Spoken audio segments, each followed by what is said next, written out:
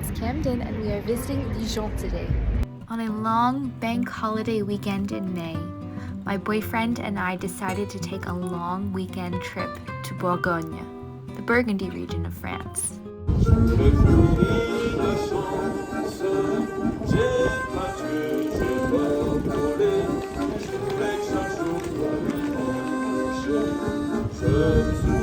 We began our day by exploring the city of Dijon.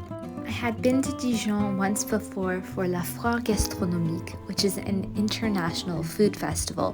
During that first trip, I didn't really have enough time to visit the whole city. So on this little getaway, it was really nice having more time to actually explore. Dijon is probably one of my favorite cities in France.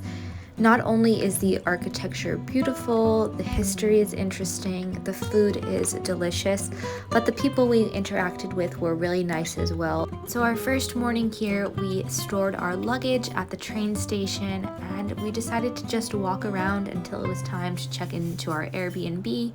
We didn't set out to visit anything in particular, but it was really nice to just walk and discover and be in awe of the things we saw around every corner. We picked up a map from the tourist office, but we didn't really have a set plan of what we wanted to do. We just wanted to walk around, get the lay of the land, a little reconnaissance, if you will. At every step, there seemed to be another beautiful piece of medieval architecture to admire, or some kind of gastronomical wonder to savor. Since the food market was closed, we headed to Le Nid to try some goodies like this plant-based rhubarb tart. And after lunch, we continued our walk. We even stumbled upon a local art exhibit inside a church. There was a multitude of masterpieces to marvel at in various mediums made by students and artists alike. We then found ourselves at La Cité Internationale de la Gastronomie et du Vin, which is an international food and wine cultural center that recently opened in the spring of 2022. Here you can discover various food markets, restaurants, and exhibits. Close by, you can also find a botanical garden. During our visit in late May, all the flowers were gorgeous and the roses were especially beautiful. I really enjoy roaming around a park or a garden whenever I visit a new city in France.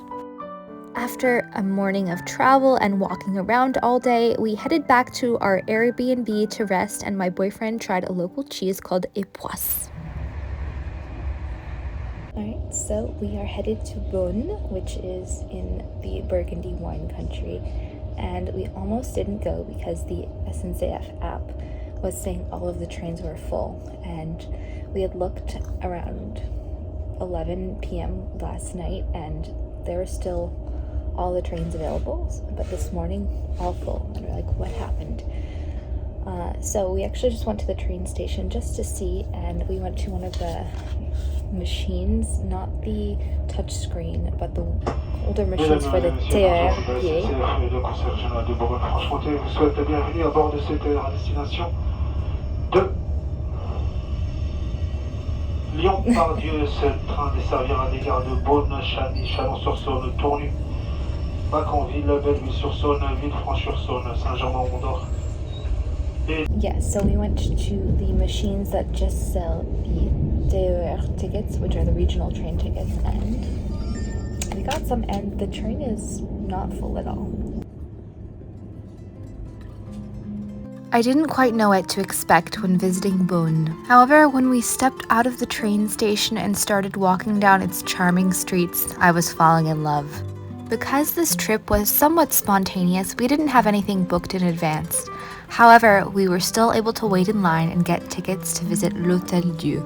This is one of the most prominent monuments in Burgundy, and it's recognizable by its polychrome glazed tile roof. Also known as Les Hospices de Beaune, this museum was once a medieval hospital founded by Chancellor Nicolas Rolin in 1443 in order to help the poor and destitute who were impacted by the plague. After our museum visit, we had lunch outside and decided to explore the city a little bit more. We knew Beaune was famous for its mustard, so we had to go to the famous Moutarderie Edmond Falloux. There weren't any more tastings available for that day, but we enjoyed browsing all the varieties at their boutique. It was such a beautiful day and the perfect time of year to visit. I really want to come back to this region and do some cycling, and especially visit more of Beaune. Did you know another specialty of the Burgundy region are escargots, aka snails? In the late afternoon, we decided to visit Nuits-Saint-Georges, which is actually known for its wine, but we went to something called Le Cassissium, a place that makes crème de cassis, which is blackcurrant liquor, and they also had a bunch of different syrups as well. Because it was a holiday weekend, there were no wine tastings available at the places we checked, but we were still able to enjoy the scenery and check out some of the vineyards. However, we were able to stop in a tiny wine shop in town and try some Crémant de Bourgogne, which actually won some awards. In the evening, we hung out by the canal near our Airbnb and just watched the birds.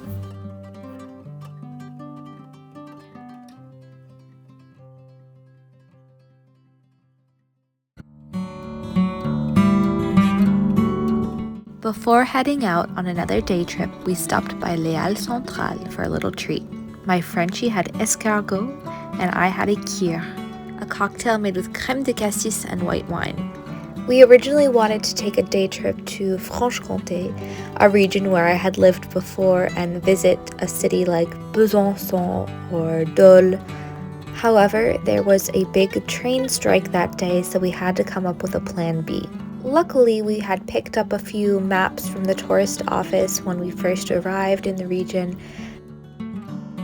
Thankfully, buses were still running, so we took a trip out to Semur-en-Auxois. Because of the bus schedule, we only had a couple of hours to explore the town before we had to catch the last bus back to Dijon. However, I'm still very glad we got to visit this town. It was like walking in a fairy tale.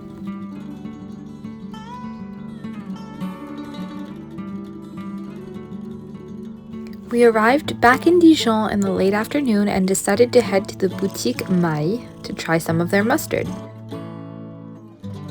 My favorite was this limited edition rosemary honey mustard. For dinner, we ended up stumbling upon this square that had more of a local vibe, and we had pizza at an Italian restaurant with local wine. Back in the neighborhood of our Airbnb, there was a lovely sunset setting over the canal. There's also some kind of event going on with live music, but we were honestly too tired to enjoy it, so we just walked around and listened from afar.